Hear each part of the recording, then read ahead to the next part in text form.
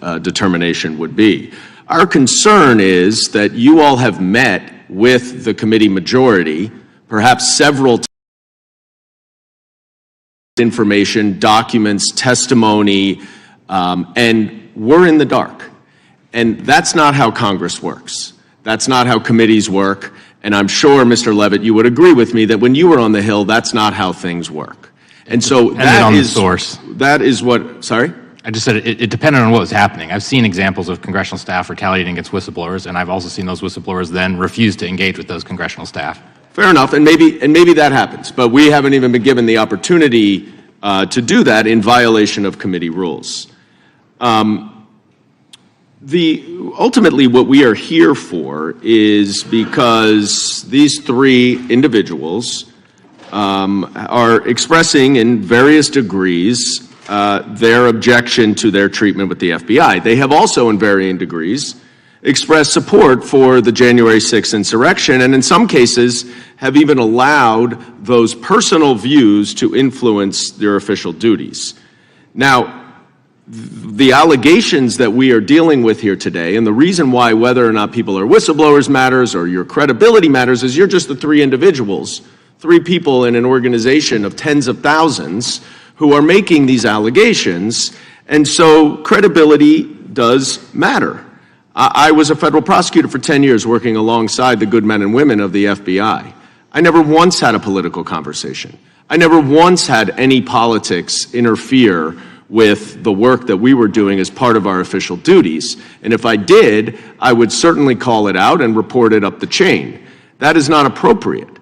And I am alarmed on their behalf that so many of the good men and women of the FBI are being called out for being, quote, what one of my colleagues said is a political arm of the Democratic Party. Now, you all would agree real quick that credibility matters, right? You're all agents or current or former agents of the FBI. Is that right, Mr. O'Boyle?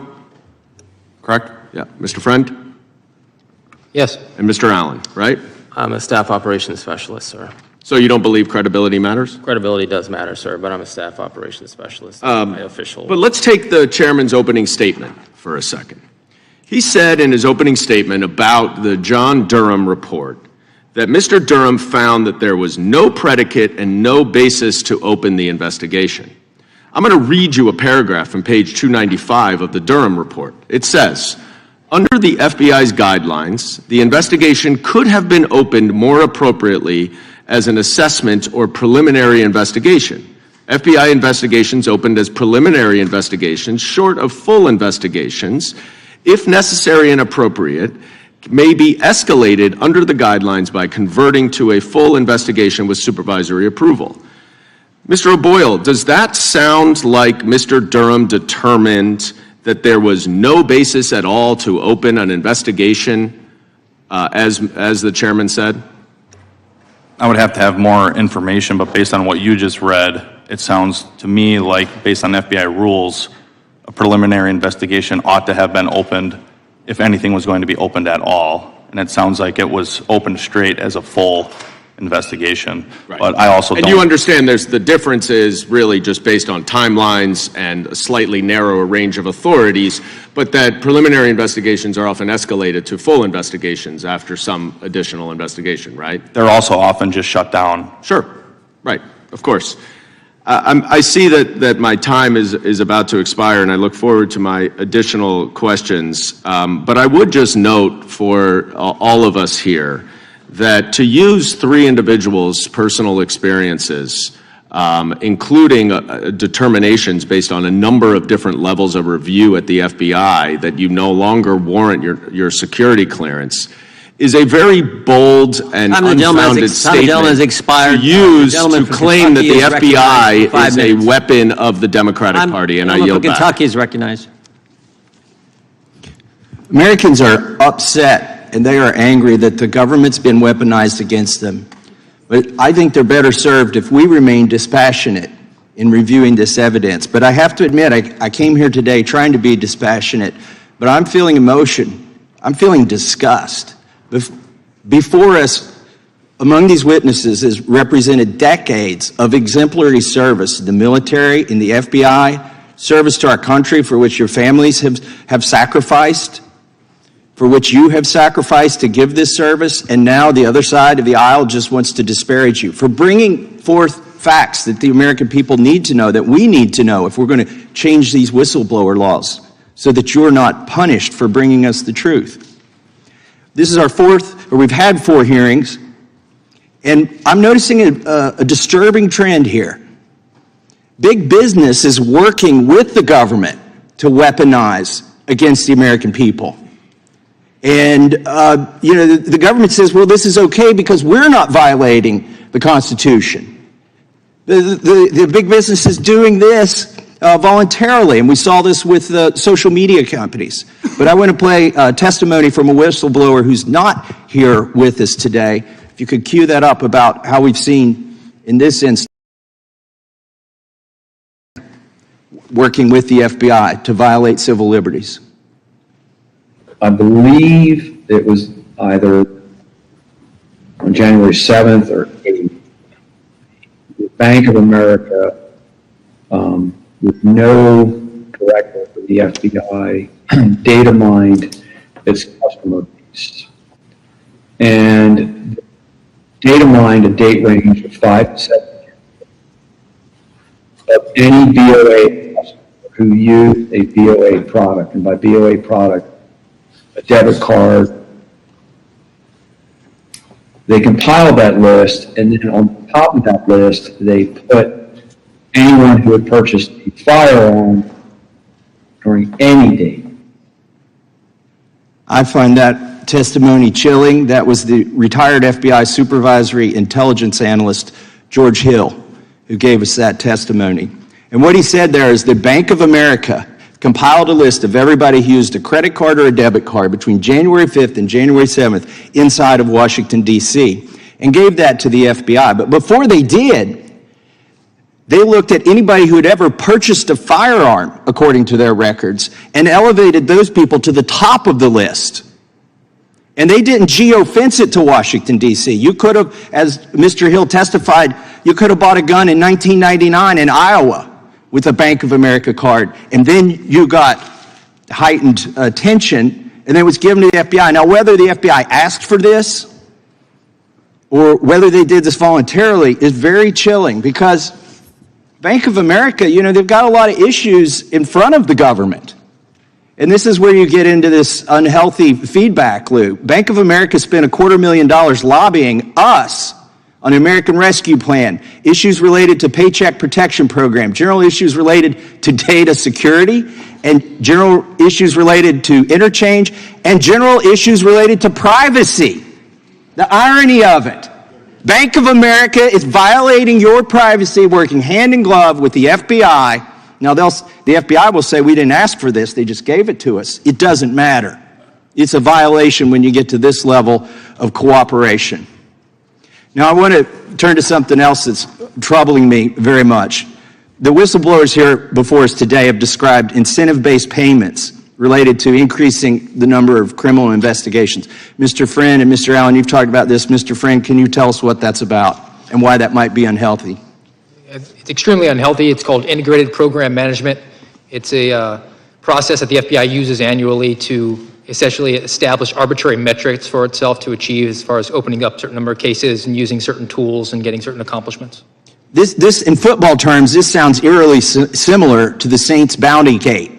If folks remember that. And that scandal, coaches would pay players cash bonuses for hits that would result in injuries to other players. Players would receive additional pay if their tackle resulted in an opposing player being taken out of the game. These non-contract bonuses were part of an underground culture that incentivized dirty behavior. When the activity was exposed, the Saints organization was widely condemned. The defensive coach was initially suspended indefinitely, and the head coach was suspended for an entire season. Somebody at the FBI needs to be suspended for the dirty tactics that they've used. If we recognize it in sports, it's not hard to recognize it here in government. And I yield back to balance my time.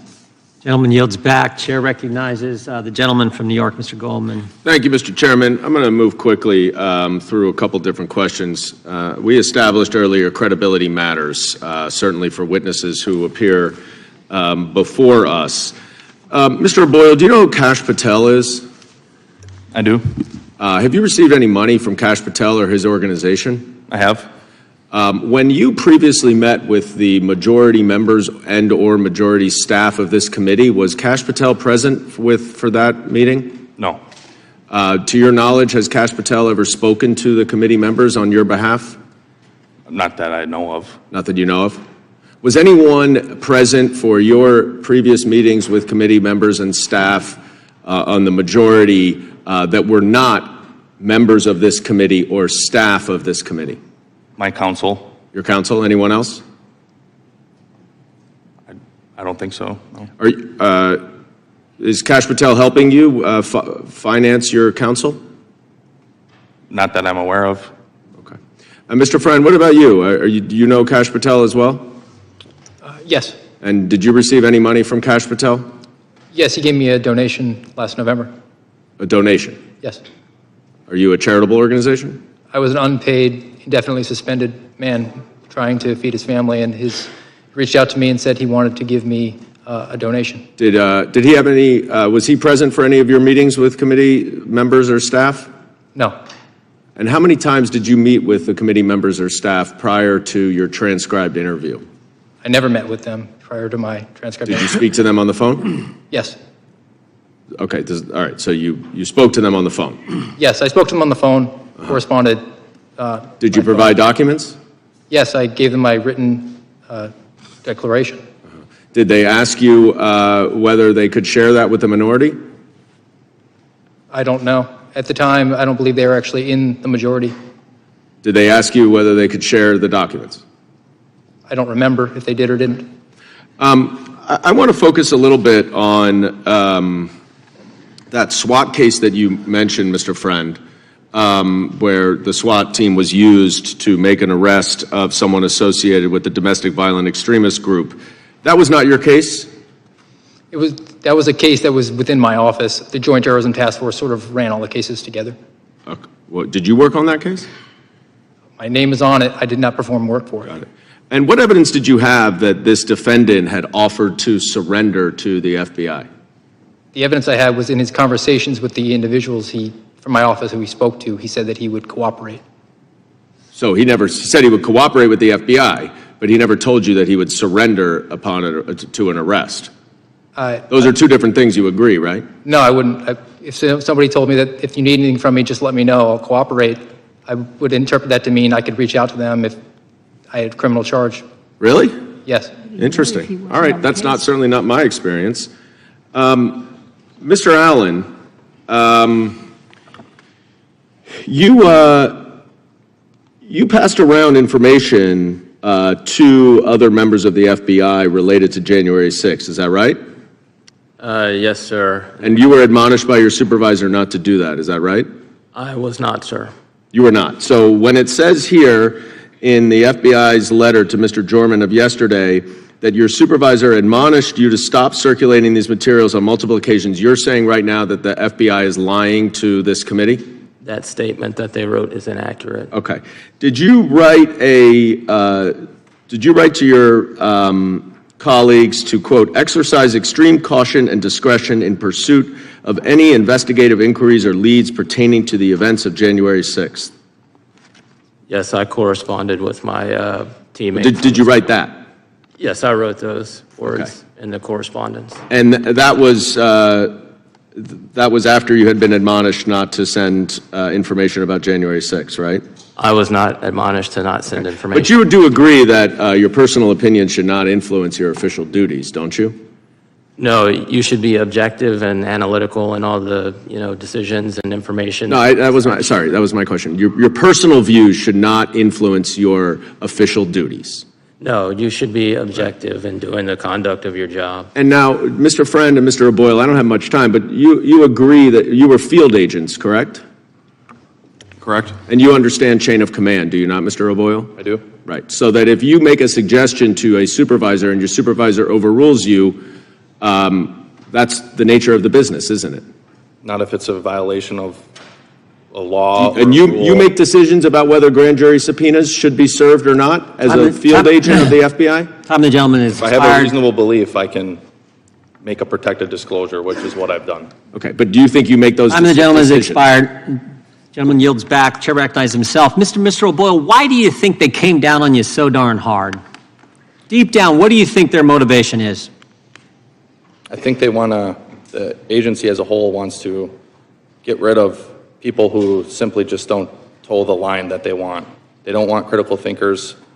They don't want people who raise valid questions to their chain of command. They want to send a message, don't they? Absolutely. They want to make you an example, don't they? Yes. And they don't care. They want to send that message so hard, so strong, they don't care that you served 6 years in the Army, member of the 101st Airborne, took enemy fire, was selected for a special new unit they were putting in Quantico. They wanted to send such a message that they said, if we can get this guy, we can get this guy to be quiet, we can get everybody to be quiet. That's what they were doing, wasn't it? Yes, sir, especially since I just had a baby who was 2 weeks old, and we had just sold our house. Just to put the emphasis on it, they said, we're going to do it the day he arrives. The day we've worked with him, we selected him, he's done a great job in the FBI, he served our country, took an oath to the Constitution, took an oath to defend this country. He's going to move, we're going to send all his stuff in this van to this moving. We're going to do that. When the day he arrives, we're going to suspend him. We're not going to let his family get their belongings. We're not going to let him get his clothes for his kids, his winter coats for his children. We're going to send a message. And they did. They suspended you. They took your pay. They don't let you get health insurance. They made life miserable for you to send a message. Because you know what? You reported on the first big screw-up they had in this administration. The first big one. You reported to us as a whistleblower about the school board's issue. The Biden administration, they thought this was going to be a win for them politically. They thought it was going to make Terry McAuliffe governor of Virginia. Backfired on him. And you reported. Would it surprise you, Mr. O'Boyle, to know that the FBI told us they looked at 25 parents who were reported on this snitch line that was set up with this memorandum from the Attorney General? They looked at 25 parents. How many do you think of them were actually ever investigated and prosecuted? How many think were prosecuted, Mr. O'Boyle? If I had to guess, I'd say 0. Zero. And you came to us because you say this is wrong. This is wrong to set up some federal snitch line, some neighbor calling in because they don't like their neighbor's politics, reporting to the FBI, go investigate these parents. They said, we got to get this guy. We got to get Garrett O'Boyle because you had the courage to step forward. And it's not just with this issue, because we have the memorandum from the Richmond field office about Catholics, right? If you're pro-life, pro-family, and you're Catholic, look out. The FBI wanted to put people inside the church, inside the parish, to spy on fellow citizens. Does that surprise you, Mr. O'Boyle, that actually happened in the Richmond field office? It doesn't, not anymore. Scary. And you know that memorandum, by the way? It was signed off by 5 people in that office. One of them was the chief division counsel, a lawyer who supposedly went to law school and probably had a course on the Constitution, signed off on that memorandum. Scary stuff. Scary stuff. Mr. Allen, you served 20 years. You had a security clearance for 20 years. You served our country as well, right? Yes, sir. Honorably discharged. Yes, sir. Won medals from the Marine Corps. Yes, sir. And they came after you too, didn't they? And you simply did. Mr. Goldman just asked you a few questions. You were simply doing your job. Yes. Your job as an analyst is to compile information, open source information, present that to your colleagues so they're fully informed about the case. Is that right? Yes, sir. And you did that job, didn't you? Yes, sir. You followed your oath, right? Yes, sir. You adhered to the rule of law. Correct, sir. You were consistent with the Constitution, just like the oath you took when you signed both as a serve our country in the military and at the FBI. Yes, sir. And you did the same thing, didn't you, Mr. Friend? Yes, sir. And yet you felt the full weight of the federal government come down on you guys. And of course, they timed it perfectly. They sent a letter to us yesterday. We knew they would. We knew it was going to happen that way.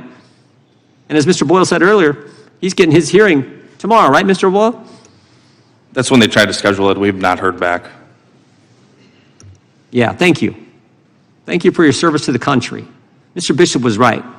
The poise, the way you've handled yourself, the gentleman way you've handled yourself here, the way you've served our country, it does not go unnoticed. The American people appreciate what you've done for our country and what you are doing for our country. God bless you. I yield back. Now recognize the ranking member of the Virgin Islands. Thank you, Mr. Chairman. At least you got a document from the FBI.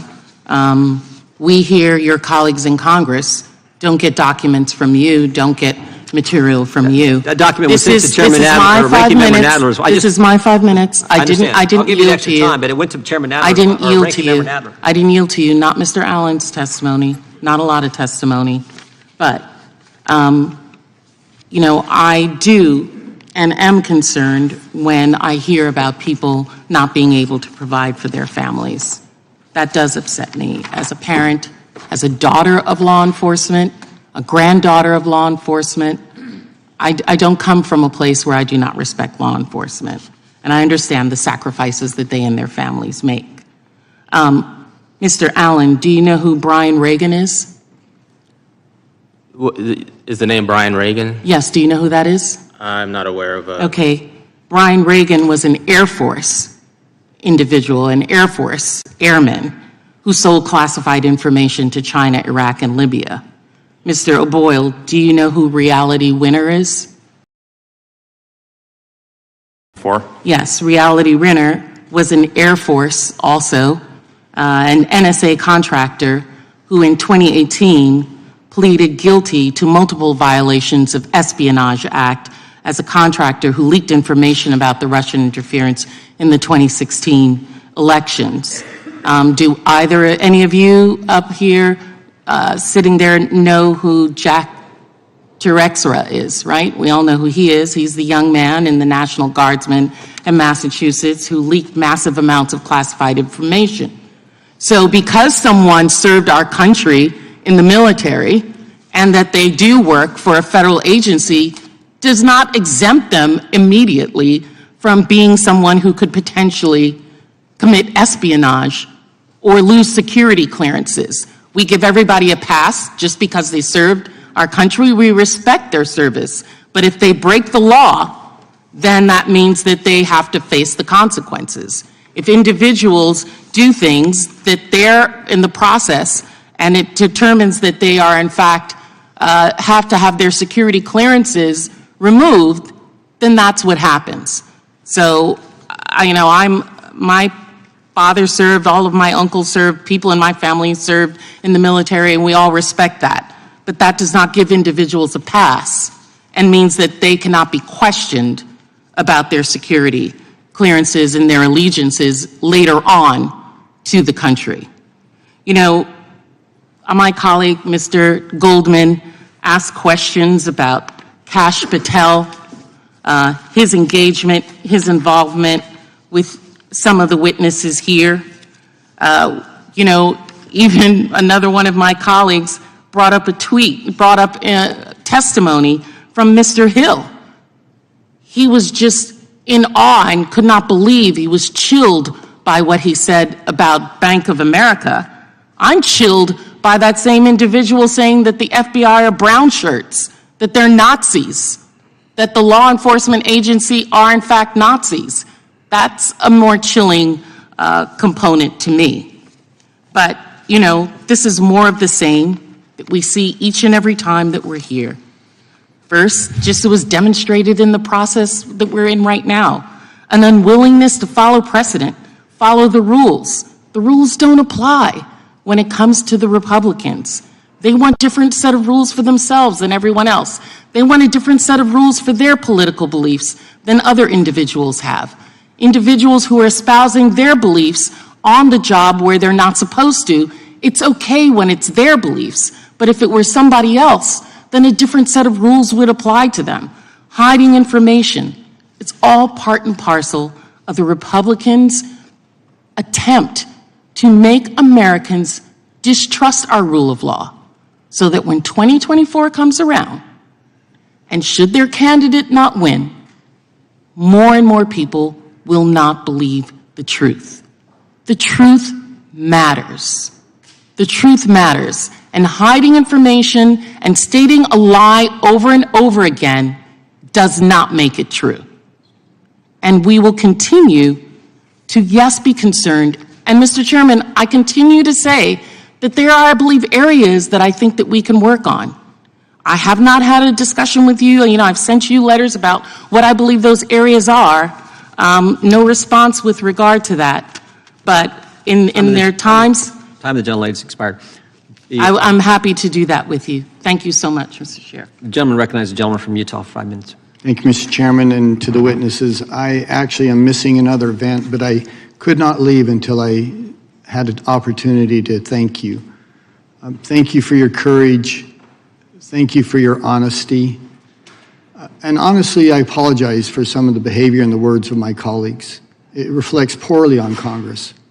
It makes us appear childish and as if rudeness is intellect, as if accusations is fact. But you all have done exactly the opposite. In the face of accusations, in the face of insinuations, I mean, comparing you as military members to known traitors and therefore we shouldn't believe you, it's just simply outrageous, it's childish. But you haven't done that. You've done exactly the opposite. And I want you to know that the American people have listened to you and they can see your demeanor. They can see your sincerity. They can see and respect the service that you have rendered, and that's what they will remember from this. They won't remember some objection about, well, we weren't given this document. They won't remember, who Kash Patel is, who even knows what that has anything to do with this. They're smart enough to know this isn't about January 6th. This isn't about a previous election or the next election. They're smart enough to hear your words and to measure your sincerity and to know whether you're telling the truth. And I'm telling you that as someone who sat on the Intelligence Committee for years and used to be a defender of the FBI, and to watch their activity over the last few years, I completely believe you because I've seen it again and again and again. And probably the most concerning thing I've seen in Congress is this weaponization of federal agencies. We give them enormous power. You all had enormous power. And we can't give agencies like the FBI incredible abilities to go surveil and to monitor and to read and to observe American citizens and then just say, go do what you want. Don't come talk to us. Don't tell us what you're doing. That is exactly the opposite. They should and they must be able to have oversight by Congress, and they simply don't. And that forces you as whistleblowers to come forward through another vehicle. And I'd be curious to know, you had friends in the FBI. You were well respected. I mean, Mr. Allen, you're the Employee of the Year, for heaven's sakes. Have any of your friends reached out and tried to support you in this? And my point in asking that is I wonder if they're too scared. I wonder if they're scared to be associated with you. Now, I wonder if the FBI tactics of isolating you have worked. Mr. O'Boyle, have you had friends reach out and support? Very, very few. And why is that, do you think? I think their First Amendment rights have been chilled as well. I know for a fact that my former supervisor had a meeting with my squad shortly after I was suspended, and he told them that I was going to be arrested, fired, and charged. So if that's not chilling, I don't know what is. Mr. Friend? Echo what Mr. O'Boyle said. I've had very few reach out to me, and those who have used encrypted ways to do it because they fear retribution. They're afraid to reach out to you. Respected colleagues, people they've worked with for years, and they're afraid to reach out to you. It's very clear the FBI has been able to achieve that goal. Mr. Allen, your experience? Former Employee of the Year? I've had a few colleagues reach out who are no longer with the office, just to check in periodically, which has been appreciated. But other than that, I've been pretty much like ghosted by everybody. So, and honestly, shame on those agents who respect you and know you and don't have the courage to reach out and support you. There are members of my family who are FBI agents. I love and respect them. But we have deep concerns about the agency you used to work with. And I want to read you something. This should frighten people. It should get their attention, I would hope, but it doesn't. The East German Stasi, one of the most effective suppressive agency in the history of the world, this is what they would do. They devised a strategy and tactics to disintegrate a target's personal circumstances. Surely that has happened to you. Their career, surely that has happened to you. Not only your career as an FBI, but it precludes you from working anywhere else. For heaven's sakes, you have to ask others to help you to maintain just food on the table for your families. How can anyone on the other side of the aisle say, that's okay with me? further Stasi tactics, ruin their relationships and their reputation in the community. Tell me that hasn't happened to each of you. I yield back. Thank you. Gentleman yields back. Appreciate that. The gentleman recognizes, the gentleman from Florida is recognized. So which Americans were being targeted?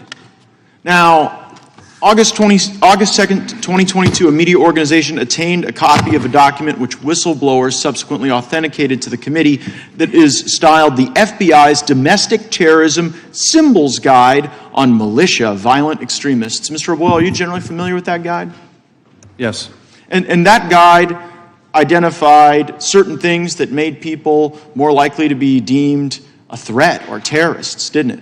Yes. And wasn't one of those things just the number 2 and the letter A next to each other? Yes, it was. And in your experience as a law enforcement official, does putting the word 2 and or the letter 2 and A next to each other make someone more likely to be violent or law-breaking? No. And if someone signified the right that they support the right to bear arms, was that also something in the symbol guide? Yes.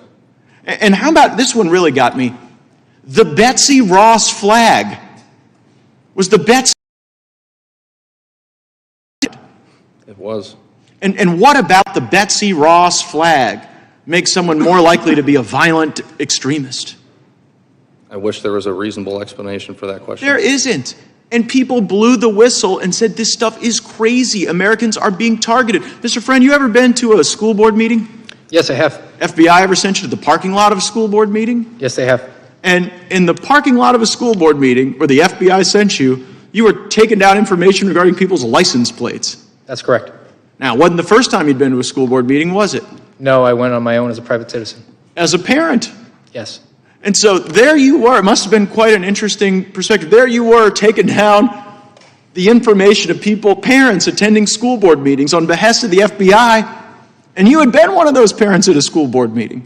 How did that feel? Well, after I attended privately, my colleagues teased me that they were probably going to start investigating me. You used to go after the worst of the worst, didn't you? Yes, I believe so. You went after people who looked at child porn, Yes. people who were sexually exploiting children. Yes. And then you were in the parking lot of a school board meeting, taking down the information of parents. What happened to the cases that you were working to protect our communities from the worst predators that exist? I was told they were not to be resourced, and then after I was suspended, they were handed off to local law enforcement. Wow, so the FBI just decided it was more important to have you in that parking lot of that school board meeting than getting the worst of the worst away from people that they could harm. That's correct. But you deserve the consequences you are getting, according to the ranking member. Mr. O'Boyle, the ranking member said that when people break the law, they deserve the consequences they get. And it doesn't matter that they served in the military. So what law did you break before the FBI packed up all your stuff and moved it across the country to Virginia? No true law. The only thing I broke was not towing the line for the FBI. Like I said when I opened, my oath is to the Constitution, not to the FBI. And our laws provide you avenues to talk to Congress, to talk to your supervisors about those concerns, right? Correct. And so you didn't deviate from that, did you? No. You didn't go to the media first, did you? No. You used what the law provided, and your family has paid an exquisite price for that, haven't they? They have. How old were your children when they moved you across the country? 6, 5, 3, and 2 weeks. A 2-week-old baby. Could you get your stuff? 6 weeks later. Also, for 6 weeks, almost every possession to your name the FBI had and wouldn't give back to you. How did you, what time of year was it? Was it winter, summer? When I reported, it was in September. So when we were traveling, it was summertime essentially. So we had basically summer clothes, but then we were basically stranded in Wisconsin, which is where we're from. It gets cold there pretty quick. And well, I'll take your word for it. I'm a Florida man. But what was it like when you had to go and explain to your wife that you didn't have coats for your children because the FBI wouldn't give them back to you?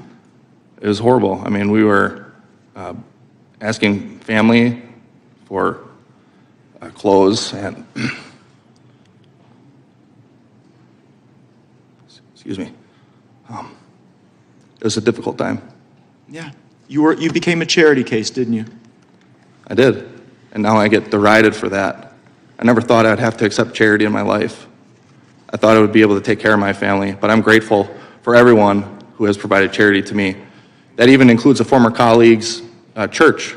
I would name the church to give them recognition, but I'm too worried that the FBI would send informants to infiltrate that church as well. Yeah, well, they've already done that with the Catholics. I yield back.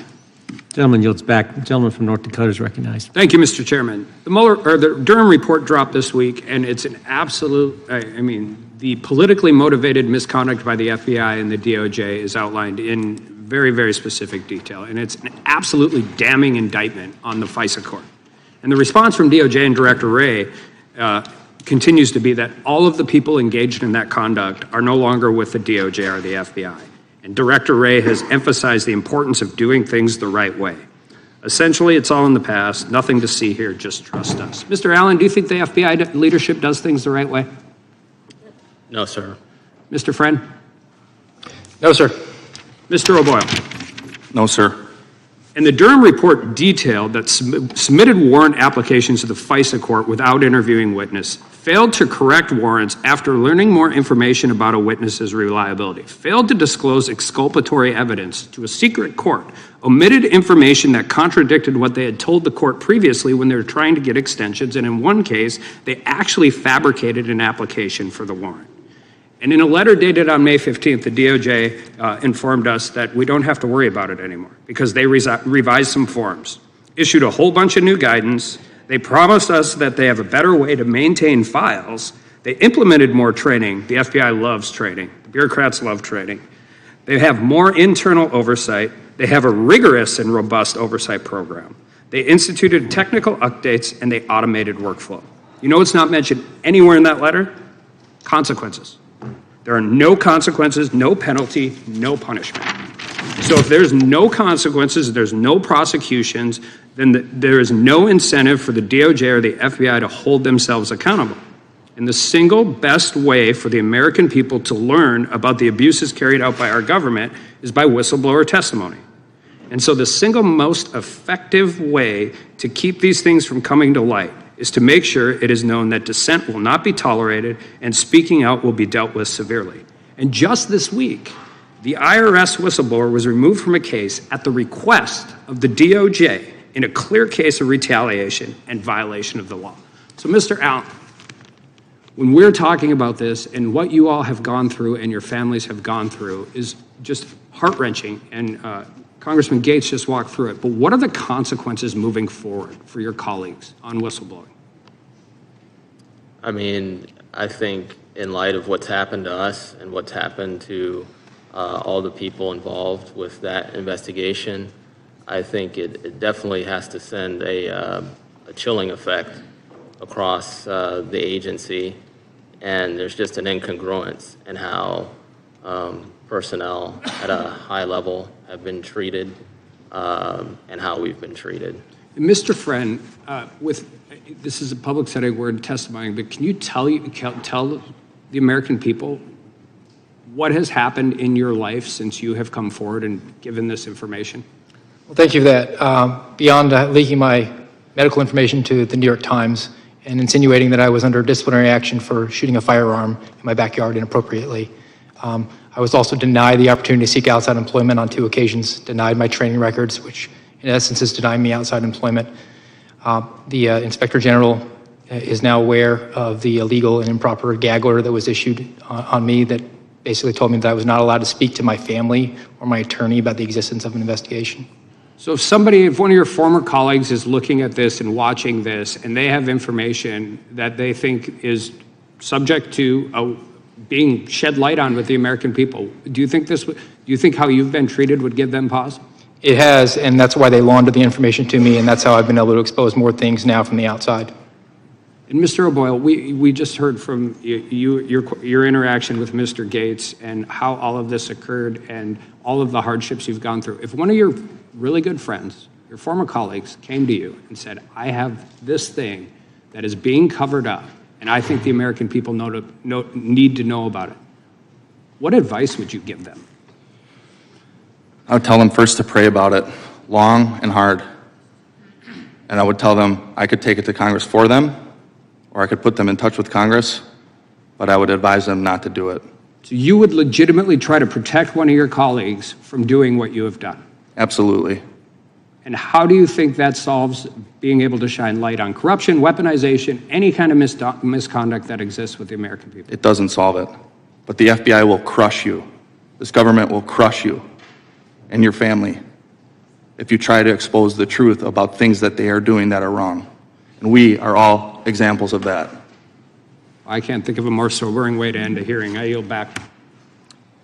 Gentleman yields back. I want to thank, we say this every hearing that we thank the witnesses, but, and I mean it every time, but I really mean it. Thank you for coming forward, sharing your story, and standing up for the Constitution, doing your duty. We appreciate it. Mr. Levitt, thank you for your representation of these individuals. We thank you for the powerful testimony that you gave and the way you gave it and the way you've conducted yourselves.